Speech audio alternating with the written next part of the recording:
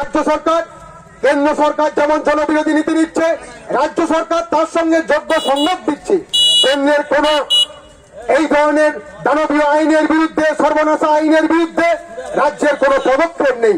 বামফ্রন্টের পরিষদীয় দলনেতা কমরেড সুজন চক্রবর্তী স্পিকারকে চিঠি লিখে জানিয়েছেন যে এই তালাক আইনের বিরুদ্ধে অবিলম্বে পশ্চিমবাংলার বিধানসভা ডাকা হোক, বিধানসভায় সর্বদলীয় বৈঠক করে সেখান থেকে সর্বদলীয় সিদ্ধান্ত গ্রহণ করে আমরা যাতে এই দানবীয় আইনের বিরুদ্ধে কেন্দ্রের কাছে রাজ্য বিধানসভায় আইন পাস করতে পারি, এটা আমাদের বামফ্রন্টের পরিষদীয় দলনেতা কমরেড সুজন চক্রবর্তী প্রস্তাব দিয়েছেন। কিন্তু দিদিমণি সেই প্রস্তাবে এখনো কোন রাগ আনেনি, কারণ বিজেপিকে চটানো, আরএসএস এর চটানোর কাজ দিদি কোনোদিনও করেনি।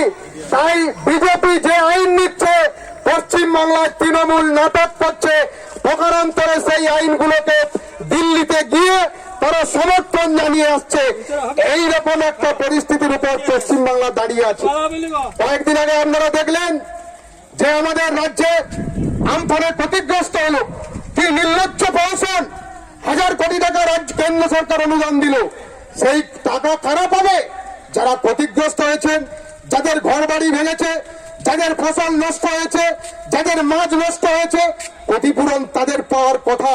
কিন্তু আমরা দেখলাম যে যারা পাকা বাড়িওয়ালা, যাদের কোনো ক্ষতি হয়নি, তারাই নিজেদের নাম করে তৃণমূলের বুথের কর্মকর্তারা নিজেরাই প্রায় 19,000 টাকা নগদ এবং 100 দিনের কাজ থেকে 19,000 টাকা করে 4-5 জন 6 জন করে তারা সমস্ত টাকাটাকে আজকে নির্বাচনের পুঁজির নাম করে তারা আত্মসাৎ করলেন। এই দৃষ্টান্ত সারা ভারতবর্ষে কোথাও তৈরি হয়েছে কিনা জানি না। আর সেই জায়গায় দাঁড়িয়ে বামপন্থীরা, আমরা লাল ঝান্ডার পার্টি, লকডাউন থেকে, আমফান থেকে মানুষের পাশে আমরাই দাঁড়িয়েছি। আমরা ত্রাণ বন্টন করেছি, লক্ষ লক্ষ টাকার গরিব মানুষকে খাদ্যশস্য দিয়েছি। আমরা গরিব মানুষকে চাল ডাল সমস্ত খাদ্যশস্য কাম করে দিয়েছি। আর এই নজির কোথায় দেখেছেন? পরিযায়ী শ্রমিকরা সারা ভারতবর্ষের বিভিন্ন রাজ্য থেকে যখন আমাদের রাজ্যে ফিরছিল, তারাই নিজেরাই বলছে লাল ঝান্ডা বিভিন্ন জায়গায় ক্যাম্প করে তাদেরকে খাইয়েছে, পেট ভরে খাইয়েছে, তাদেরকে নিরাপদে রাজ্যে ফেরানোর ব্যবস্থা করছে আমাদের শ্রমিক সংগঠনগুলো, বামপন্থী শ্রমিক সংগঠনগুলো, বিশেষ করে CI2 তারা করেছে। আর আমফানের সময় আর আমরা কি দেখলাম? আমরা পুরো 24 পরগনা এলাকায়, নন্দীগ্রাম, রামনগর এলাকায় আমরা চাল ডাল থেকে শুরু করে বিভিন্ন ধরনের পোশাক পরিচ্ছদ নিয়ে মানুষের কাছে আমরা পৌঁছে গিয়েছি, মানুষের পাশে আমরা থেকেছি। এখনো আমরা 40টা জায়গায় কমিউনিটি কিচেন চালিয়েছি। তাই বামপন্থীরা মানুষের পাশে ছিল।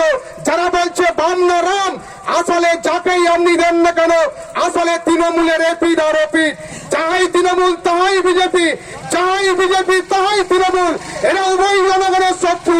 এদের বিরুদ্ধেই আমাদের সংগ্রাম। আজকে গরিব মানুষের স্বার্থে আমরাই লড়াই করতে পারি।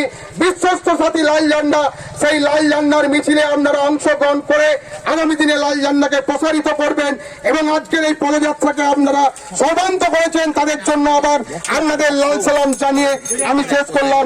ইনকলাব জিন্দাবাদ, বাম গণতান্ত্রিক শ্রমিক সংগঠনগুলোর ঐক্য জিন্দাবাদ।